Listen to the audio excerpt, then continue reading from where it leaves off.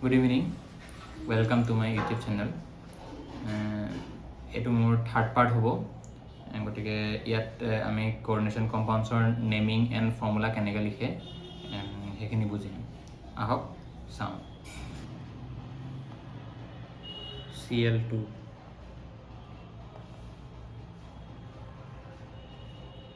NO3। এতিয়া আমি এইটো দেখিলোঁ যে এনেকৈ লিখিলোঁ। আমাৰ মন গ'ল মই ক্লৰিনটো এইফালে দিলোঁ, কাৰোবাৰ মন গ'ল এইফালে দিলোঁ, কিন্তু সেইটো ৰুল নহয়, এইটো ভুল হৈছে। গতিকে ৰুলটো কি যে ফাৰ্ষ্ট আমি চেণ্ট্ৰেল মেটেল এটমটো ফাৰ্ষ্ট লিষ্ট কৰিব লাগিব। প্ৰথম ষ্টাৰ্টিংটো কিহৰ পৰা কৰিব লাগিব? আমি চেণ্ট্ৰেল মেটেল এটমটোৰ পৰা। The central metal atom should be listed first. Cobalt হওক, ক্ৰমিয়াম হওক, আইৰণ হওক, গতিকে আমি সেইটো আগত লিখি ল'ম প্ৰথম। নেক্সট লিখিম আমি যে যিখিনি লিগান্স থাকে সেই লিগান্সখিনি আমি এলফাবেটিকেল অৰ্ডাৰ প্ৰথম পৰা লিখি যাম। The ligands should be arranged in alphabetical order.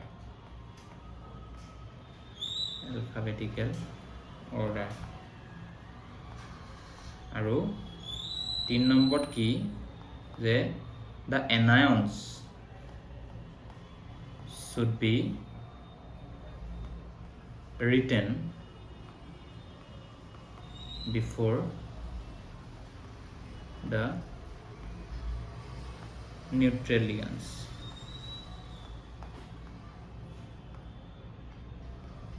The anions নহয়, the anionic ligands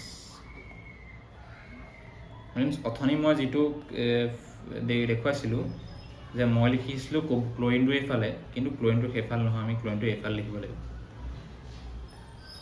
যিহেতু ক্লৰাইড হয়, গতিকে ক্লৰাইডটো এটা এনায়নিক লিগান্স, আমি ক্লৰাইডটো আগত লিখিব লাগিব, NH3টো পিছত লিখিব লাগিব। হ'ল এইটো নিচিনাকৈ। নেক্সটটো আহিলে যে যিটো আমাৰ চাৰ্জ থাকে, ধৰি ল'লোঁ ইয়াত +1, যদি আজি মই এইটো যি কমাই দিলোঁ COCl কৰি দিলোঁ, গতিকে মই এতিয়া যদি এইটো যি COCl কৰি যদি দিওঁ, COCl কৰি দিলোঁ, মানে কি হ'ব? ইয়াত এইটো 5 হ'ব, তেতিয়া কি হ'ব? 2+, মানে এই যিটো চাৰ্জ থাকে মানে ভেলেন্সিটো after নিউট্ৰেলাইজিং by the anionic ligand, the overall charge is written as a superscript after the square bracket of the coordination sphere. Coordination sphere to square bracket দিয়া হয়, এইটো সবেই জানে। গতিকে চাৰ্জটো সদায় ৰাইট সাইডে আপাৰ কৰ্নাৰ দিয়া হয়। গতিকে the charge is placed, the charge কলে ভুল হ'ব, কি বুলি ক'ব লাগিব? the overall charge is placed as a superscript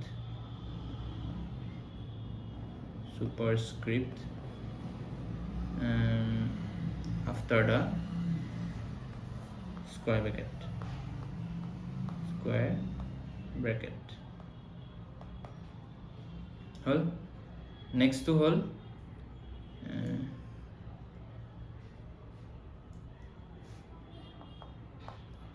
there should not be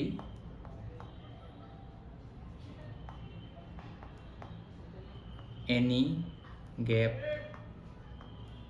between the central metal atoms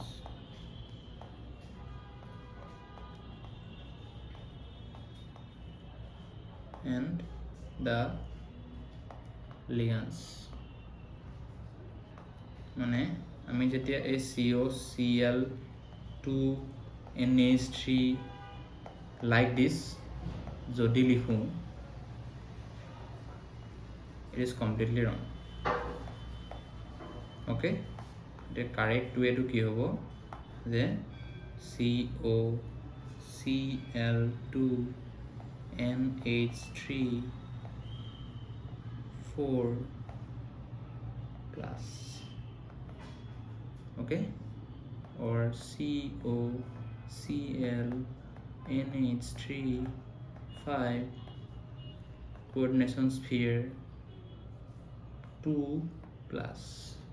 First the numerical value, then the sign of the charge, positive negative. আৰু যিখিনি ligand হয়, যিখিনি লিগাণ্ড আমাৰ এটাতকৈ বেছি atom থকা ligand হয়, যে N আছে H আছে, গতিকে সেইটো আমি এটা স্মল ৰাউণ্ড ব্ৰেকেটৰ মাজত ৰাখি দিওঁ, সেইটো চবেই জানো। গতিকে এইখিনি মেথড ইউজ কৰি পেলাই আমি কি লিখোঁ, কোঅৰ্ডিনেশ্যন কম্পাউণ্ডটোৰ ফৰ্মুলাটো হৈ গ'ল। এতিয়া নেক্সট আহিলে আমাৰ যে rules for naming or nomenclature of the coordination compounds.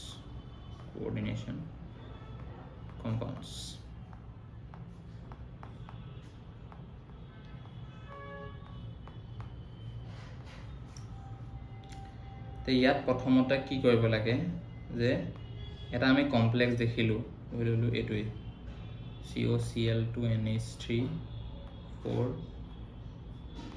ইয়াত মই প্লাছ চাৰ্জটো বেলেঞ্চ কৰিবলৈ সেই ৱাৰ্নাৰ্ছ থিয়ৰী যিটো আমি আগৰ ক্লাছত চাইছিলোঁ NO3টো দি দিছোঁ।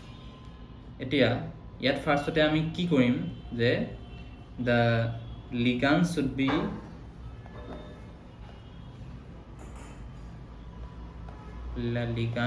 should be named first in alphabetical order.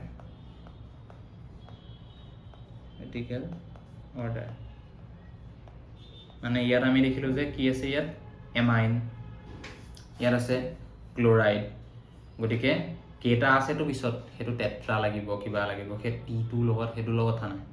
আমাৰ প্ৰথম অৰিজিনটো য'ত অৰিজিনেল নামটো আমি চাই পেলাইহে নেমিংটো কৰিম। এতিয়া এমাইন মানে আগত A আছে, ইয়াত ক্ল'ৰাইড মানে C আছে, গতিকে আমি Aটো আগত ৰাখিম, Cটো পিছত ৰাখিম, যিহেতু এলফাবেটিকেলি এইটো আগত আহে। চ' আমি আগতে সেইটো কৰি ল'ম। আৰু এটা কথা তাৰ আগত জানি ল'ব লাগিব যে আমি কেটায়নিক স্ফিয়াৰটো আগত লিখিম, আগত কৰিম, নেক্সট এনায়ন। এইফালে স্ফিয়াৰ থাকিব কেতিয়াবা, এতিয়া NO3 চিম্পল আয়ন এটা আছে, গতিকে ইয়াত আমি তেনেকৈ কৰিম। নেক্সট আমি এটা কথা জানিব লাগিব কি যে যেতিয়া আমি এনায়ন কেটায়নৰ নিউট্ৰেল লিগাণ্ডছ, এক্সেপশ্যন কেইটামান আছে, সেইকেইটা বাদ দি আমি সেইকেইটা যে লিগাণ্ডৰ প্ৰকাৰত নেমিং কৰোঁ নমেনক্লেচাৰ, তেতিয়া আমি লাষ্টত O লগাওঁ, মানে ক্ল'ৰাইড মাইনাছটো আমি কি বুলি ক'ম, ক্ল'ৰিডো। NH2 কি বুলি ক'ম, এমাইনো, লাইক দিছ। কিন্তু এক্সেপ্ট কি এক্সেপ্ট কৰিব পাৰোঁ আমি, ৱাটাৰ, তাক কি বুলি কোৱা হয়, একুৱা। আৰু নেক্সট আহিছিলে কি আছিলে, NH3 মানে এমাইন। নেক্সট আছিলে CO, কাৰ্বনাইল। এইখিনি আমি কাৰ্বনাইলো এনেকুৱা O লগাব নালাগে, এইখিনি এক্সেপশ্যন।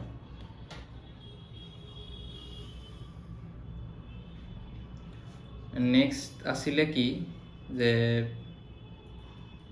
যেতিয়া আমি নেমিং, এতিয়া আমাৰ এইখিনিলৈকে হৈ গ'ল। যেতিয়া আমি কেটায়নটো লিখোঁ, কেটায়নিক স্ফিয়াৰটোৰ কথা লিখোঁ, তেতিয়াহ'লে metal Ayan should be named same as it is মানে কোবাল যদি লিখো তাক আমি কোবাল বুলি লিখিম হল তারপর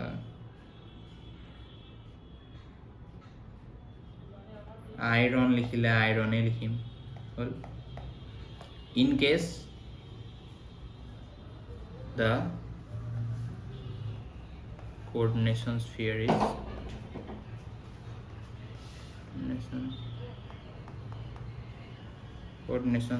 is cationic in case it is anionic আমি কি কৰিম তাত যে যেটো আমাৰ মেটেল আয়ন থাকে metal ion name should be followed by ATE দিব লাগে মানে কোবাল থাকিলে আমি কি দিম কোবালটেট হল এতিয়া ম্যাঙ্গানেট হল নেক্সট কিছুমান আয়ৰন হক সিলভাৰ হক এবোৰ ৰেসপেক্টিভলি আমি তাৰ লেটিন নেমেদি দিম মানে আয়ৰন থাকিলে কি বুলি কওঁ ফেৰেট এজি থাকিলে তাক কি বুলি কওঁ আৰ্জেন্টেট নেক্সট আহিলে ইয়াত আৰু এটা কথা আছে যে কোবাল্ট আয়ৰন যেটা লিখিলো তাৰ যেটো ৰেসপেক্টিভ তাৰ যেটো অক্সিডেশন নাম্বাৰ মানে কোবাল্ট কি ষ্টেটত সেই পাৰ্টিকুলাৰ কোঅৰ্ডিনেশন কম্পাউন্ডত আছে হেতু আমি স্কয়াৰ ব্ৰ্যাকেটত ৰোমান নিউমেৰালছৰ সৈতে লগত মানে ৰোমান নিউমেৰালছৰ থ্ৰুৱেদি আমি তাত লিখো মানে কোবাল্টেট বুলি লিখিলো তাত কি লিখিম কোবাল্ট বোলে 3 আছে ম্যাঙ্গানিজ কিমান আছে বোলে 2 আছে বোলে 4 আছে লাইক দিস আৰ্জেন্টেট কি আছে বোলে 1 আছে সিলভাৰ 1 নম্বৰ গতিকে তেনেকৈ আমি ব্ৰেকেটত লিখি দিওঁ আয়ৰন দুটাত থাকে 2 আছে 3 থাকে গতিকে তাত এটোৰ ওপৰত বেছ কৰি আমি নমেনক্লেচাৰ দিম গতিকে তাৰ পিছত আহিলে যে আৰু কিছুমান ৰুলছ আছে তেনেকৈ অক্সিডেশন ষ্টেট টু ৰোমান নিউমেৰালছত আছে আৰু ইফ যদি কমপ্লেক্স কেটায়ন হয় আমি এটি লগাম এনায়ন হলে নলগাম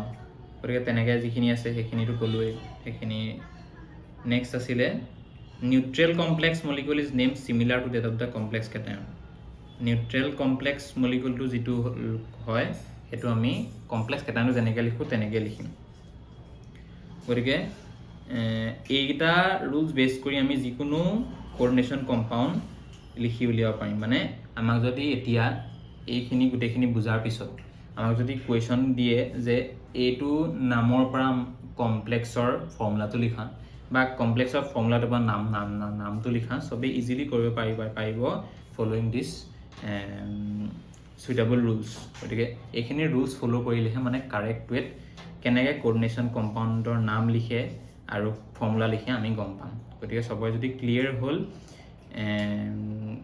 ইমানে আজিলে কলো আৰু যদি কাবাকে প্ৰবলেম আছে ইয়াৰ পিছত তো তেতিয়া হলে কমেন্ট বক্সত যাৰ যেনেকুৱা প্ৰবলেম আছে জনাব বোলে এনেকৈ কি কয় বেলেগ কমপ্লেক্সৰ এক্সাম্পল দি পেলাই কোনোবাই সুধিব পাৰে গতিকে সেইখিনি মই কৈ দিম কিন্তু সবেই নিজে কৰি চাই লোৱা যাতে এইখিনি কাৰেক্টলি ফলো কৰি যাতে সবেই ক্লিয়াৰলি পাৰা তেতিয়াহে মানে বস্তুটো প্ৰগ্ৰেছ কৰিব পাৰিবা আইসোমাৰিজিমলৈ আৰু আইসোমাৰিজিমটো তেতিয়া বহুত ইজি হৈ যাব বুজিবলৈ গতিকে আজিলে ইমানখিনিয়ে ক'লো গতিকে সবেই চাই পেলাই সম্পূৰ্ণ বুজিবলৈ চেষ্টা কৰা আৰু লগে বস্তুবোৰ লগে কনসেপ্টবোৰ লৈ এক্সাম্পল কৰিবলৈ চেষ্টা কৰা কিতাপত এনচিইআৰটি কিতাপখনত বহুতখিনি এক্সাম্পল আছে গোটেই এক্সাম্পলখিনি ক্লিয়াৰ কৰিলে গোটেইখিনি সবৰে ক্লিয়াৰ হৈ যাব গতিকে আজিলে ইমানে ক'লো থ্যাংক ইউ নেক্সট ক্লাছত লগ পাম